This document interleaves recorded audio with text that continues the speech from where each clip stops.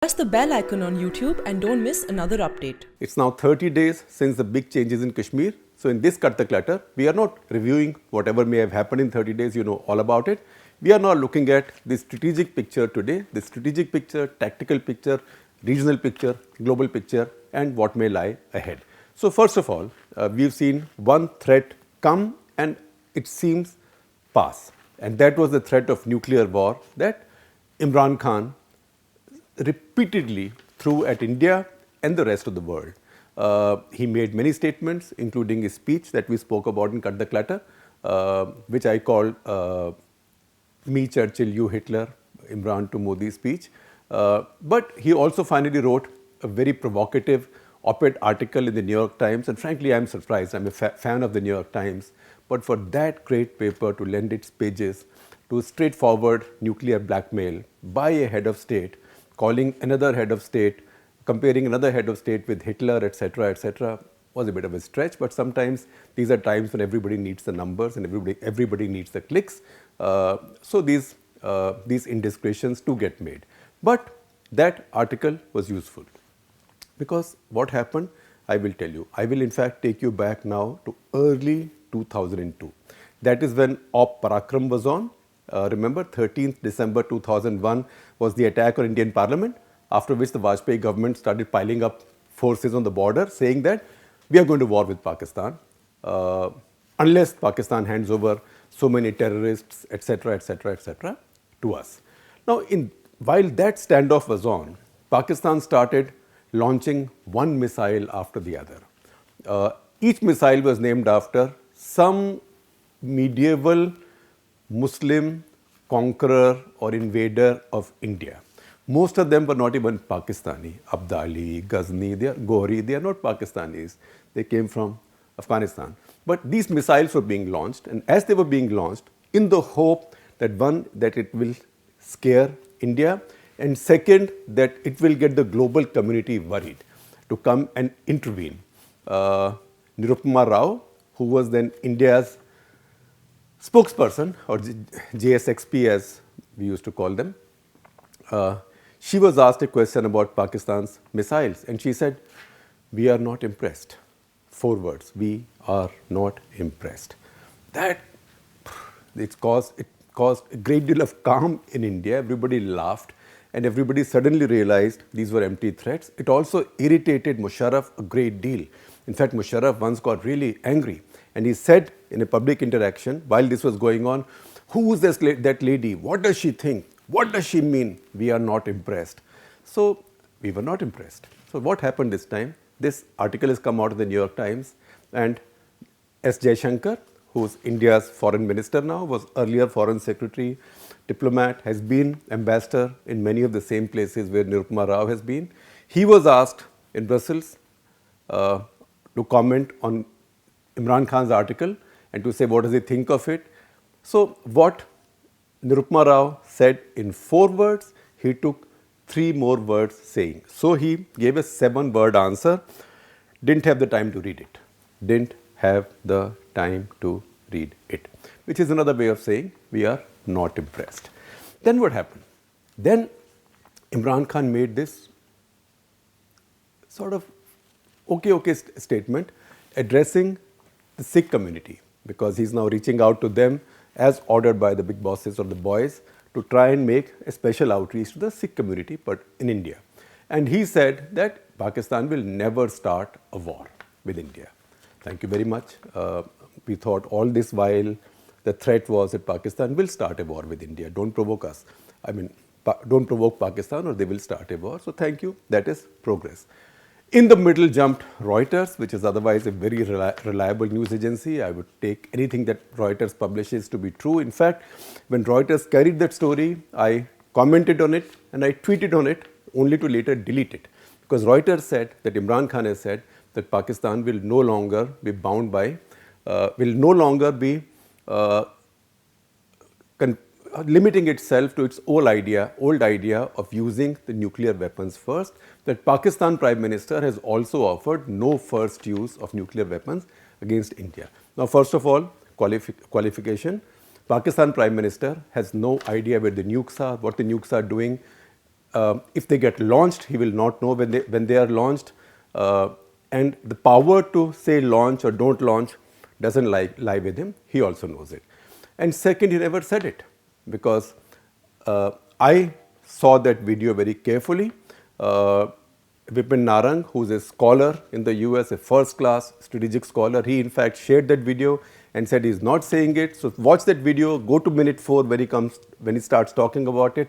There is no first use, nothing. He just said we'll never start a war against India. And sure enough, today Pakistan Foreign Ministry, part of the establishment, has issued a statement that Pakistan still persists with its old nuclear strategic doctrine, which means they will use a nuclear weapon whenever they want to use it. So there is no first use. So once again, there is a kind of a threat that if there is a war, we'll use it early, and there'll be some madcaps like this Pakistani railway minister, who I have known for more than 30 years now. He hasn't gotten any better over time. He might have got worse. He's just been the clown of Pakistani politics. He gives you many fun moments in politics. He's been in every party. It's like we say, ghat ghat ka pani piya hai. He's also known to be belong to spiritually at a higher level than most of us. So he also carries the nickname of Shida Telly. His name is Sheikh Rashid, but Shida is just a Punjabi term of endearment. Why Shida? And Telly means high, drunk. So he's called Shida Telly. So he's who he is. But then he's been talking about, we have these bombs, we have एक पाव is old speak for about 250 grams. आधा पाव का bomb, अगर आप 1 mile आएंगे, 1 kilometre आएंगे तो हम ये डालेंगे, अगर आप 2 किलोमीटर आएंगे तो आप ये डालेंगे. So this saber rattling has gone on for the last few days. I think now the global community has shown that they have no patience for it. There has been no reaction to his threat in the New York Times. In fact, if anything, it has, and I say this with a great deal of circumspection, it has not brought the New York Times and its op-ed pages any great credit to carry that kind of nuclear blackmail, which, let me again say, doesn't impress anybody. Because in the modern age, today, no country appreciates a country, any nuclear weapons power, threatening to launch or threatening to go into a nuclear war, because once you have weapons of mass destruction, you have to be very, very responsible. That North Korean clown can do what he does because, first of all, you don't know what he has. And second, he's trolling Trump. And he's not particularly threatening any neighbor or anybody. And the world is on his case as well. So I think that is well settled. That's a big change. But you know, I read this Imran's letter and I'm not impressed, plus I'm also curious about the things he says. He says that I wrote 3 letters to Modi. One on his re-election, one after that, one after that. So all 3 letters came after Balakot, etc. For him to think that now suddenly Modi will warm up just shows naivety. So this has been a case of apply, no reply. In fact, apply, no reply. Also, he has to know that in India, everybody now understands that he counts for nothing. I'm sorry to say so, but he's really not a prime minister with any power. And if you had any doubts about that, those doubts have been set to rest with his giving his army chief a 3-year extension. We've spoken about this in the past. Next, while he talks about Golwalkar and he says Modi in a speech, I mean, he's referring to a the head of state of another sovereign country in his op-ed article. He said, Modi in a speech called Golwalkar, Pujaniye Shri Guruji. Now, Golwalkar is the founder of the RSS. He's called the Guruji. Modi is from the RSS. What do you expect? And then he says that Golwalkar was a fan of Hitler's view of racial purity and killing the Jews, and that's what he implies Modi will do to the Muslims, Dalits and Christians in India. Now, this is really, for a prime minister to do so, for the head of a state to do so, I think is a bit of a cheap shot. He could have got someone else to do it. He could have got his ambassador to do it. But Imran Khan, it's me. I am the entire team, right? I get the clicks. I get the retweets. So I think he went out and overdid this, and the reaction has been not what he wanted. The Indian reaction, as I told you, we haven't read it yet. Then in the same article, he goes on to talk about Pakistanis being skeptical of India's no first use promise, which is one step going forward, saying that I don't have nuclear patience. If you have nuclear weapons, you have to have nuclear patience. If you say that I don't have nuclear patience, the world will not like it. Next, he says the global community should now control India. They should not appease India because it was appeasement of Hitler at Munich that led to the Second World War. And then he goes on to say that the war with India will now take place, or whatever happens in India will now take place under a nuclear shadow. So he's holding out a nuclear blackmail on the whole world. And then he gives his advice to the global community. He says, please, please, please intervene, get India to quote unquote behave, and go beyond trade and business advantages. Now that's a very important thing, and I will come back to it in a couple of minutes in conclusion. So from Indian point of view, look at the strategic picture right now in 30 days. Number one, there is a global acceptance that what has happened in Kashmir is an internal affair of India in terms of the abrogation of the Article 370, etc., etc.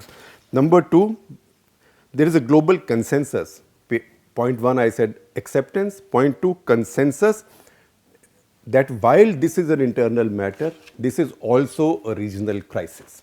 So you can't say this is an internal matter and the world needs to take no interest in it. The world doesn't accept it. They accept it as a regional crisis. Number three, there is a global consensus that nuclear threats are a cheap thing in the 21st century. Nobody will accept nuclear threats. In fact, people will treat them with contempt.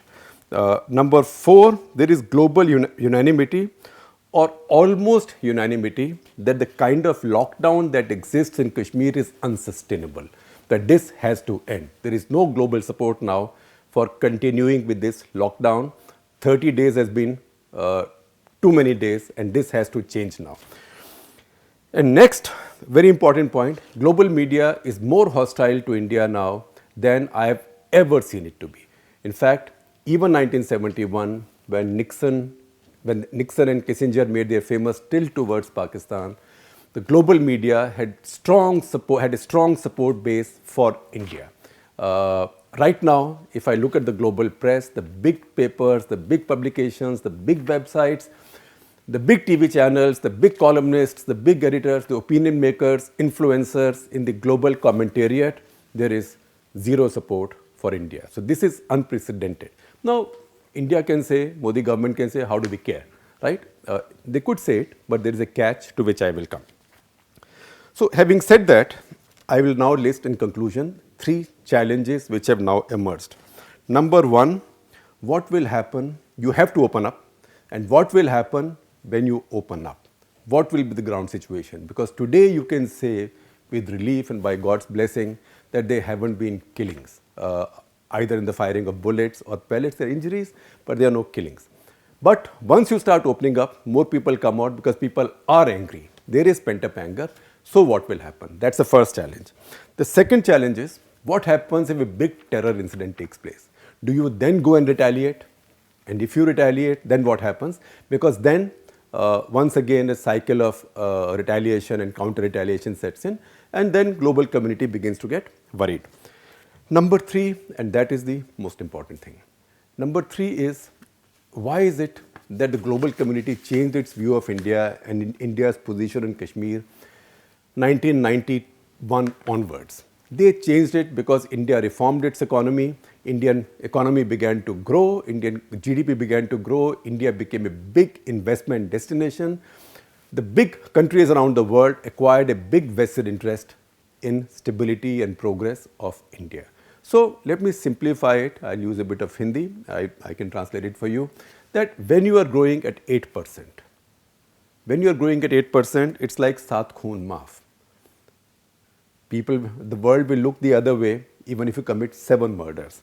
If you are growing at 7%, it becomes Panch Khoon Maaf. When you are growing at 5%, you are in very dodgy territory. And if you go lower, you come to the same level as Pakistan. So your leverage with the world is not the mega tonnage of nuclear weapons you have. Your leverage with the world is the pace at which your economy is growing and the kind of environment that you have in your country for global trade to flourish and for global investments to come in. So if you don't fix that, this strategic advantage will be lost because picture has now shifted from the tactical to the strategic. So this is very important. In any case, meanwhile, don't worry about the nukes because that's not going to happen. And even if it happens, Imran Khan will not tell you about it because he has no idea. And even God will forgive him because God will also know that he didn't know what somebody was doing. Having said that in passing, I will just take one more tiny highlight from Imran Khan's column. In Imran Khan's article, he says that Indian Air Force sent its fighters. We shot down one Indian fighter and captured the pilot. Now, officially, the Pakistanis are saying they shot down 2 Indian aircraft. India has accepted the loss of 1. Now, the Pakistan's Prime Minister himself has said that 1 was shot down, although they've given a gallantry medal to another pilot saying that he shot down another aircraft. So, I think he has set that controversy to rest. Unless tomorrow the defense says that just like nobody tells him anything about the nukes, nobody tells him anything about real skirmishes in which Pakistan Air Force is involved as well. In which case, you are the best judge of how seriously you want to take Imran Khan when he raises strategic issues or when he threatens you with nukes, whether they are of many megatons or ek pav or adha pav.